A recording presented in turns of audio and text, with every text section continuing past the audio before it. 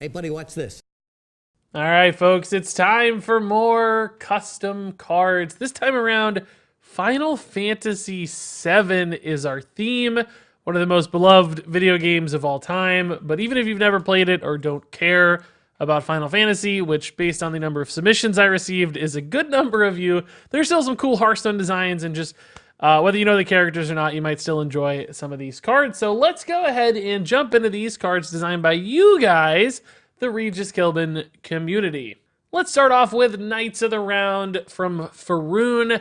This is probably the most famous and iconic of the summons from Final Fantasy VII. You summon these big knights and they go crazy attacking for like 45 minutes, it feels like. And one of the most powerful abilities in the game, basically captured here in a legendary spell for Paladin. It deals 13 damage, randomly split among all enemies. There's 13 knights. And then you also silence and freeze any enemies that survive. So there's a couple ways to use this.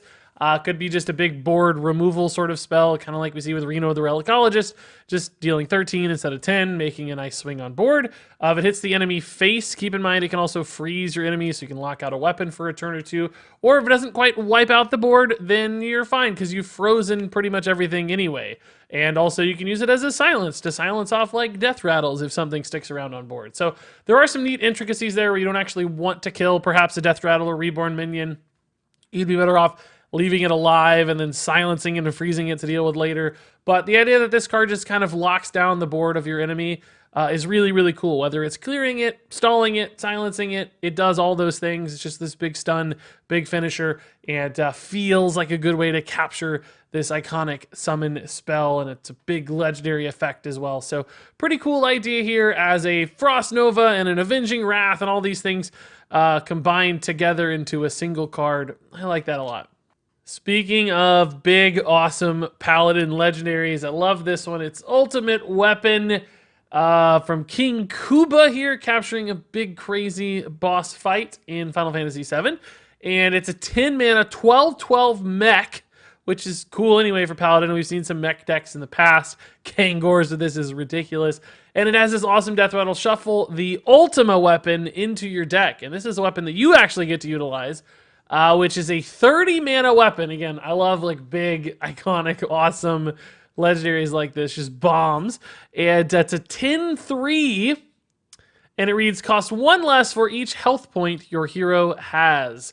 So this is actually, read that carefully, right? You might get it swapped up. It's not that your hero has lost, it's that you have. So if you have 30 health, this is actually a 0 mana 10/3, right? Which is like 3 Pyroblasts in a single weapon, which is crazy, but presumably it's taken you a while to get to this card, right? Because you're playing a 10 mana 12/12 that's not defensive in any way. You then have to draw your Ultima weapon, which might not be the easiest thing to do. So probably you're going to be more at like 15 health, and it's like, well, shoot, 15 means I can't play this. This is a 15 mana weapon. It doesn't become playable until you're at least at 20 health. And then, of course, to make it really cheap and awesome, you have to get even higher. So this supports the heal Paladin in a really cool way, making you encouraged to heal yourself for reasons beyond just staying alive. You get to use this crazy weapon to either trade into big stuff or maybe just hit your opponent in the face 3 times to kill them, because it is the Ultima weapon. So some neat implications for things like duel, for instance, off a card like this. Putting this into the 10 mana pool is cool for things like King Phaoris and Conjurer's Calling. So I would love a card like this to exist. I don't know if it's perfectly balanced. You guys can figure that out. I just think it's a really big, cool idea, and I feel like it's probably fair as well. So King Kabda got a lot right on this one. So now let's dial it back a little bit from all these crazy legendaries to equip Metiria, a 1 mana mage spell from Silverwind that adds a new random keyword to a friendly minion. And if you didn't know about Metiria, these are essentially these magical balls that you put into weapons in Final Fantasy VII, and they grant them new effects, new powers, new abilities. So the idea here is basically putting a Materia in your minions. Now, I don't know why it's not a weapon. I don't care about that so much. But it's a cool idea that you're giving a new power to your minions. It feels a bit like adapt in a little bit of a way, but keywords aren't adapt necessarily. So you've got your taunts and your lifesteals and your rushes, your charge, etc. for keywords. Totally random, so you have no idea what you're going to get here. It might be useless. Like, you may not want to taunt that may be super weak, right? You don't care about taunt. But maybe rush is awesome, or charge gives you damage. The more important thing I think for a card like this is just its really flexible nature as a 1-mana spell for mage. Empowering things like Mana Cyclone, for instance, would be really cool. Also just coming off of card generation effects like Magic Trick. It just allows you to have this in a pinch sort of thing. Great with Sorcerer's Apprentice. Maybe there's a Gadgetzan Auctioneer deck that loves this, right? Whatever it is, Equip Metiria can make some neat little plays. It's never going to change the world, but cards like this need to exist. They're important to be in Hearthstone, whether it's just off of random effects or in your deck. I think this one does a neat little thing, and that's a good card design. So going from simple to far more intricate here, we have Chocobo Farm from Bahab the Warrior, a 2-mana hunter spell that adds 2 yellow chocobos to your hand. And this card captures this chocobo training kind of side thing that exists in the Final Fantasy world, where you try to create these awesome chocobos by, breeding them essentially into the ultimate chocobo. And that's exactly what this card is all about. So yellow chocobos kick things off for you. They're there at the top. 3-mana, 3/4s. These are also apparently a collectible card in Bahab the Warrior's Mind. So you can run yellow chocobos and Chocobo Farm to increase the amount of base chocobos that you can start with. And it reads, whenever you play a chocobo, add a random chocobo to your hand. And I think I'm going to say chocobo about 47 million times in this video, which is okay. So it's basically an underbelly angler style effect, but with specifically chocobos. Then we have 3 non-collectible chocobos in the pool: the blue, the green, and the black chocobo. Black chocobos are kind of the nicer chocobos in the scheme of chocobo farming, so they're a little bit higher cost, and they have multiple effects kind of combined, although Stealth and Rush clearly gives you a decision point about which one you want to value the most, so could actually be worse in some ways, arguably, than your blue chocobo if you're just using it as Rush. But nonetheless, finally we have the gold chocobo, the big 8/8 for 8 mana. I would have maybe made that thing a little bit cheaper, but it is a collectible card as well, so it couldn't be too much cheaper. That is apparently a nice, shiny, legendary as well. So I guess this is kind of a 3-for-1 when it comes to collectible cards, but I like the idea here of this chocobo breeding process happening live in a game where you're trying to create some awesome chocobos. And basically, this has a kind of a snip-snap feel where it's like, no matter what mana level you're at with these green and blue chocobos, you can probably play like 3 chocobos in a given turn for 9 mana and have a pretty decent board as long as you're that late in the game. Otherwise, your yellow chocobos may not really give you enough value. Beyond that, these are all beasts, so they synergize really nicely with what Hunter is looking to do. So Hunter's a great place for Chocobo Farm to exist. But all in all, I don't know if all these numbers are exactly right. I'd tweak a few things here and there personally, but the idea behind these cards are awesome, and they capture a really big aspect of Final Fantasy VII and the Final Fantasy world in general. So I had to include them in this video.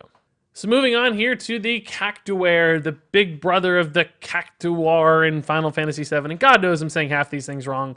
This is like my 12-year-old brain pronouncing these things. So forgive me for any mistakes if you're a more Final Fantasy VII aficionado out there. But this card comes from Weird Grim. It's a 4-mana 1/6. And the idea with these cactuses in Final Fantasy is that they shoot out their spines, their tines, their bristles, whatever you call them, and they hurt really bad, right? So they just shoot spines over and over again. And that's what happens with this card, right? Anytime it takes damage, it kind of recoils and it shoots out some bristles and deals damage to the enemy board and even the enemy hero. So it could be a real problem for your opponents to kill this card. Like an aggro board doesn't want to trade into this, right? Because it's like, oh shoot, it's going to kill all my little 1-health guys off. They got to be really careful about how they navigate this. They want to kill it in one fell swoop. If they don't, it's going to do a ton of damage to the board. And then you also, of course, have classes and decks that might be able to utilize this a little bit more proactively, playing like a Warpath with it, for instance. And then suddenly Warpath is dealing twice as much damage for every iteration of Warpath because the Cactuar is stacking up, and it's even dealing like some face damage too.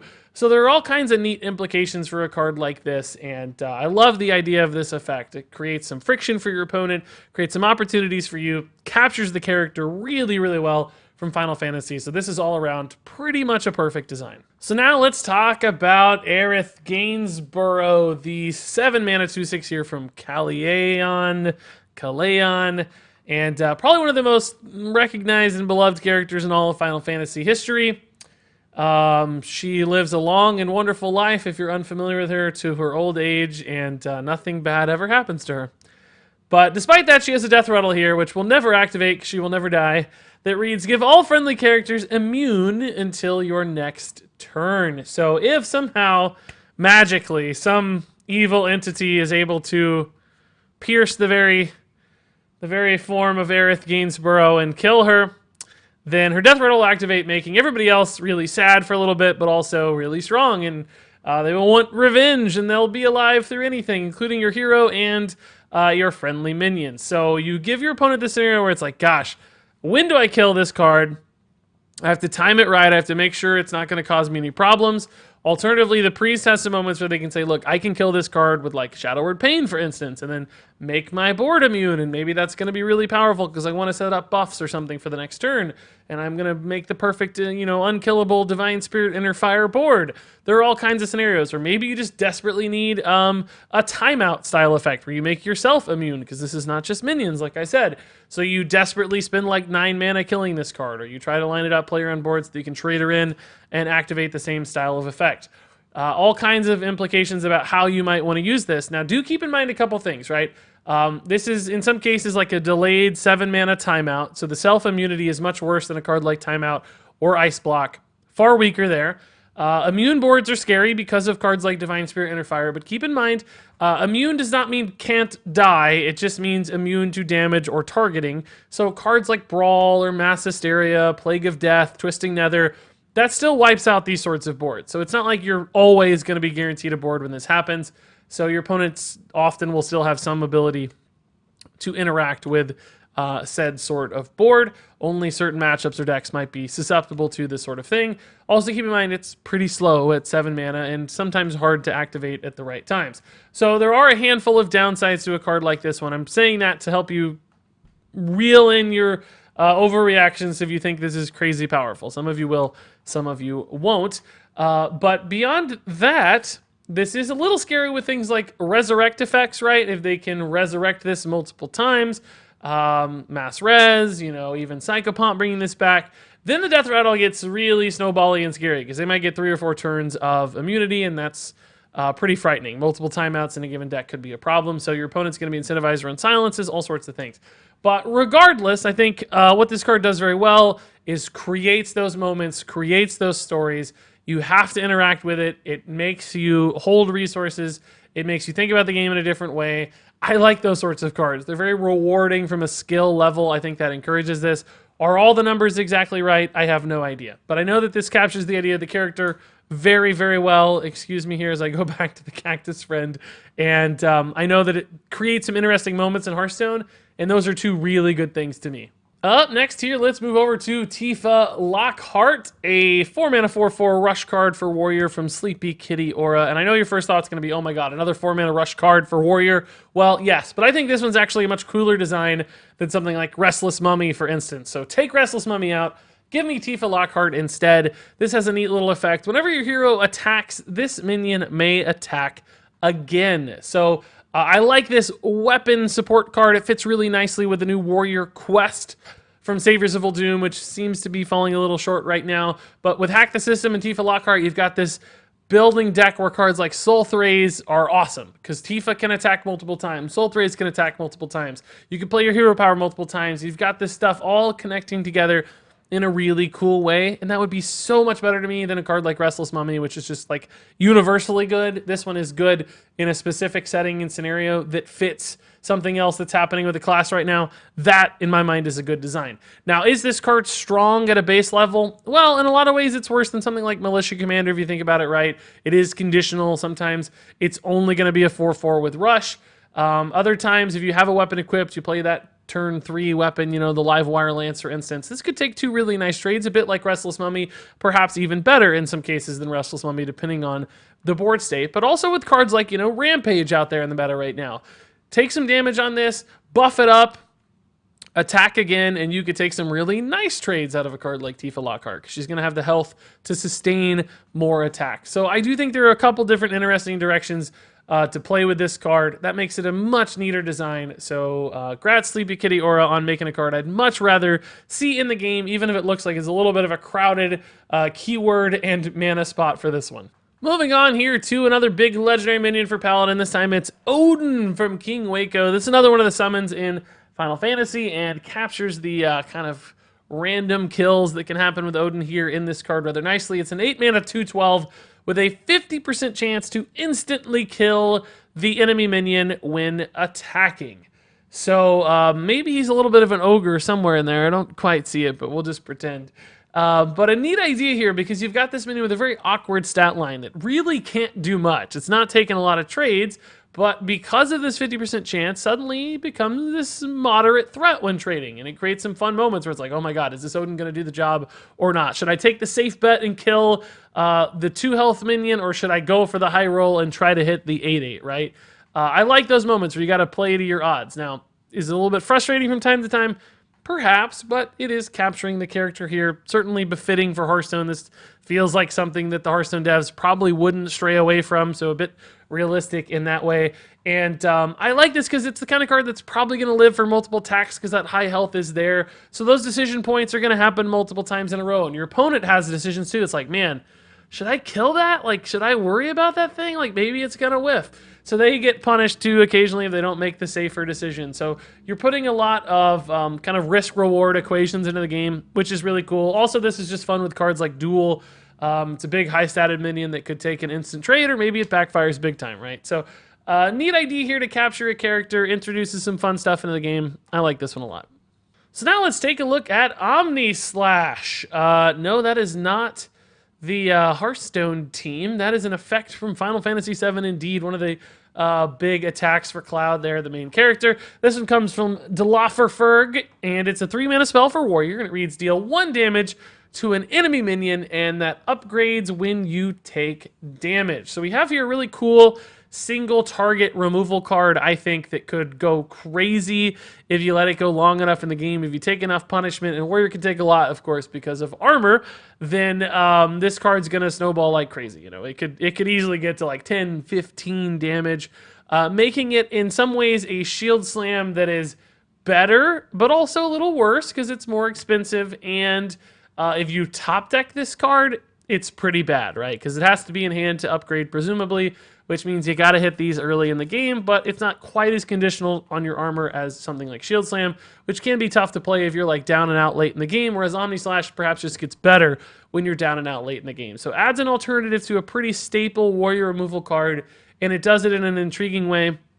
And also something your opponent could kind of think about and track at a really high level. It's like, okay, if he drew Omni Slash on turn 7, I've hit him 4 times since then. His Omni Slash is going to be at 5. That's a lot of complex sort of hand tracking and calculations, but at like a pro player level, that would be really cool to see people try to figure that sort of stuff out. Where it's like, okay, if he drew this after turn 7, it's a lethal. If he drew this before turn 7, it's not. So based on that, he has a 47% chance of it being lethal, and you know, whatever, right? I'm making up the numbers, but you can get the idea where you could kind of determine in your head what's a more likely outcome, that Omni Slash is going to kill a minion or it won't. And I said lethal a few times there. Obviously, I mean lethal to minions.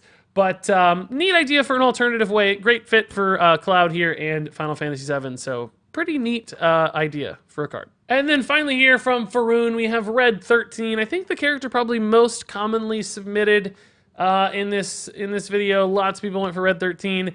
This one is a 6-mana 0/7 beast for Druid with Rush and Wind Fury.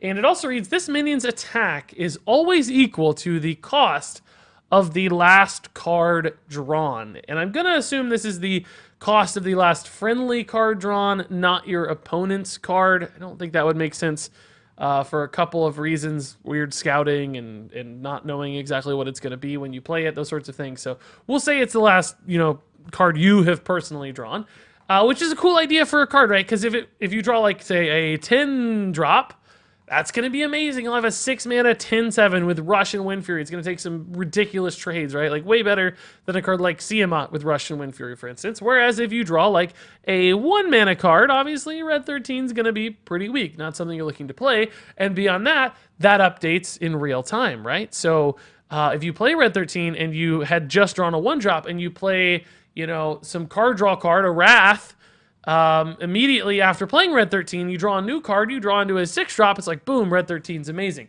So I like the idea that you can update this in real time, and even as your like opponent maybe leaves it on board and it comes back to you, it could change. They could leave a low health minion on board. It's like, oh, that's only a 1/7. That's no big deal. Then the turn flips back and you draw like an 8-drop, and you're like, oh my god, this is crazy. I'm going to hit them for 16. So some really cool moments and stories with this card. I don't know if this fits Red 13 as a character particularly well. I don't think it's not fitting for him. I could probably make up some lore connection to his memories and who knows what, right? I don't know. But it's just such a good Hearthstone design that I don't really care. It's great fitting for Druid as well, who cares all about mana cost and mana manipulations and numerical values of mana. So it seems like it's a great fit there. It's a beast too, which I always like to see more of in Druid. So all around, I thought this was a great Hearthstone design and a pretty okay way to capture Red 13 as well. So there you go, folks. That wraps it up for the Final Fantasy VII custom cards. I feel like I lost my mind talking about half of these, so forgive me if the commentary seemed a little out of sorts. Who knows? But next time around, I've got a very special custom card review. I want you to design for me a legendary dragon minion. Now, we've done some dragon hero cards in the past, but this time I want to see a legendary dragon minion. So it could be like Alexstrasza. Just be sure to update her name, like Alexstrasza the Enlightened or something instead of just Alexstrasza. Could be any made-up dragon you want, as long as it's fitting in the Warcraft universe. Could be famous old legends like Galakrond. Anything at all that fits is fine by me, as long as it's a minion, it's a legendary, and it's a dragon. That's what I want to see. So there are details on that in the comments below, or in the description below, excuse me. But until then, if you want to leave some feedback, thoughts on these cards, of course, you can do that in the comments below. And until then, thank you so very much for watching. And until next time, game on.